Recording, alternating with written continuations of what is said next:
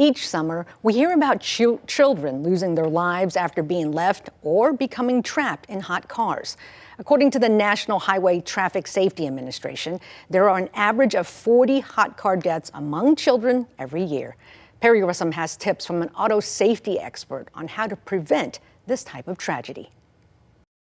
It's easy to think it couldn't happen to you. We all think that, we would never forget our children with us. And as precious as they are to us, for our brains, we go into autopilot mode. It's an unfortunate reality that children die of heat stroke in hot cars. Dr. Emily Thomas, manager of auto safety at Consumer Reports, says even when it's not that hot outside, temperatures inside a car can rise to a dangerous level. We did testing on a 60-degree day, and within 1 hour, the inside of the vehicle got to be over 100 degrees. The heat poses a greater risk for children. Their bodies heat up 3 to 5 times faster than adults, according to the American Academy of Pediatrics. Dr. Thomas says parking in the shade or cracking a window is not enough. And although some newer vehicles have alerts to remind you to check the back seat, Dr. Thomas says oftentimes the tech does not directly sense for a rear passenger, so it's important not to rely on these systems. Oftentimes, these cases occur when there is a change in routine. Parents or caregivers are sleep deprived and they're stressed, which is very typical.